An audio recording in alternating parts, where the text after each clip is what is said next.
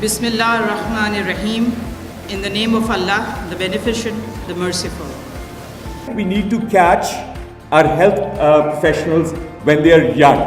Not that we can't make these interventions at a later stage, we will.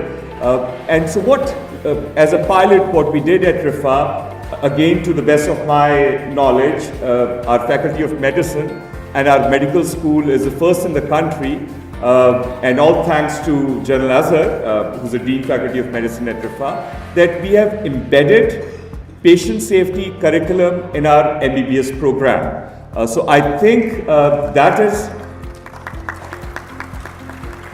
and this year, inshallah ta'ala, we plan to embed these modules in our Doctor of Pharmacy program, in our Doctor of Rehab program, and also in our BDS program as well. So we need to create a vibrant, lively National Association of Patient Safety. Dr. Zaki has developed the framework, and we need to activate that, and I hope that each one of you will become a member of that. The ICPS has led the patient safety journey in the past and continues to do it by bringing experts from around the world. We at CMH Medical College and Institute of Dentistry, Lahore, are proud to play a supportive role by hosting the conference and welcoming all the participants. The real challenge that we face in patient safety, I think, is not about resources. It's about will. It's about leadership. This is not a unique challenge to Pakistan, but I'd like to share with you some of those numbers. This picture is a young child who died in Australia when an IV intravenous bag, the fluid ran out, and so the air from the bag went inside the child and killed the child. This happens about 2,000 times a year at least around the world. A simple solution of a one-way valve would prevent this very simple engineered solution. What's very interesting about this is it requires cooperation of companies or private-public partnerships to work with physicians and professional associations to make it clear that these devices allow us to harm, or in this case, to kill many, many patients. In the last several years, there have been at least 9 cases of young people that have died because central vascular lines were removed when they were sitting up. This is 100% preventable, not 90%, 100% preventable. So why are we not learning from these events? That is the real theme of this conversation today. This young man, 21-year-old, said, "I tell my friends, quote, screening in government hospital is so poor, I don't recommend they use hospital blood bank services because they're unsafe." If this is a real or perception, it doesn't really matter. The trust of the public is what patient safety is about. When the public doesn't trust hospitals, then they turn towards quackery. And I've had detailed conversations with Dr. Ajmal, the head of the Punjab Healthcare Commission. I'm very impressed with the Punjab Healthcare Commission. I think it's an anchor of excellence and strength. I'm so glad to hear that other provinces in Pakistan are following its course. This is my message, if I may be so bold and not disrespectful, to the Prime Minister. Just like John F. Kennedy in 1961 said that to get a man on the moon, the entire country must work, from the janitors to the generals. This is what I think Pakistan needs to do. To become a safe country, to become more resilient, you must have the will, the optimism, the investment for change.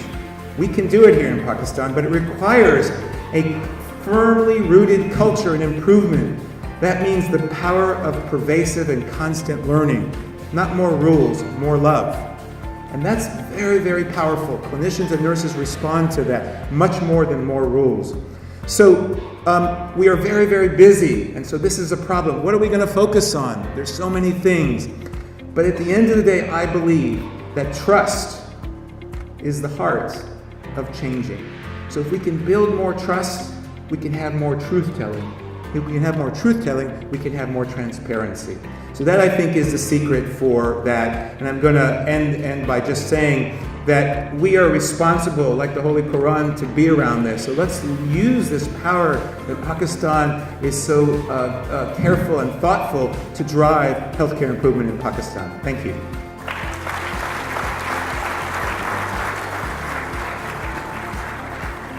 Punjab Healthcare Commission was created, established under a statute for the first time in the history of this region, including the SAARC region countries, Iran, Afghanistan, and as far as I think UAE also.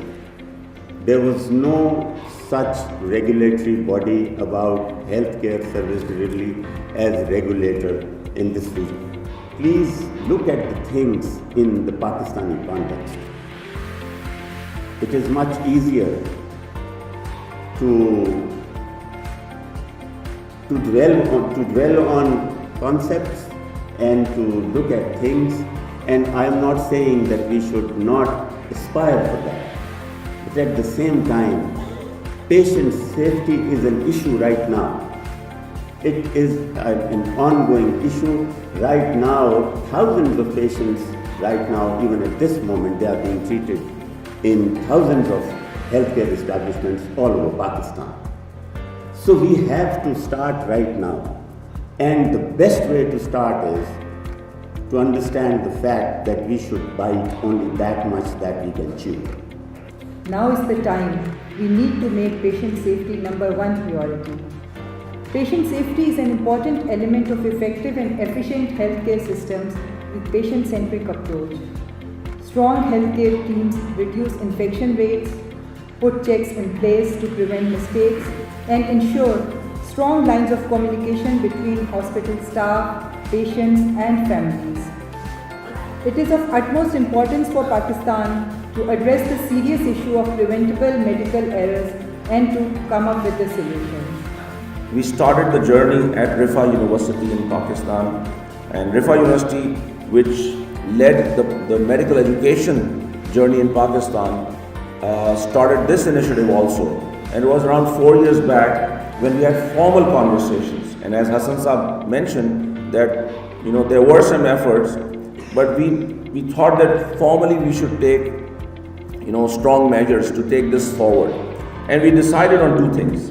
One, that we will organize an international conference, which was a major undertaking, but alhamdulillah we had faith in Allah subhanahu wa ta'ala and we had confidence in our team. And the second, we committed ourselves that we will establish an institute. And these two organized efforts will inshallah drive the patient safety journey in Pakistan, which was a major undertaking at that time. Organizing a conference here would not have been possible if it weren't for the personal involvement and support of General Khalid Naveed Saab. So thank you very much, sir. So I look forward to see all of you, inshallah, at the 4th International Conference on Patient Safety. How much success we are going to be and to do the project and before we take it to something. Nurses are integral frontline practitioners because they have essential and significant knowledge of patient history, needs and responses. It is absolutely important that I only sat in on the end of this session, but anything that you can do to raise the awareness and make everybody else aware of the importance of the role that nurses play in keeping the health system functioning, and as it applies to patient safety, that there are so many things that need to happen. Nurses need to be respected and appreciated and listened to.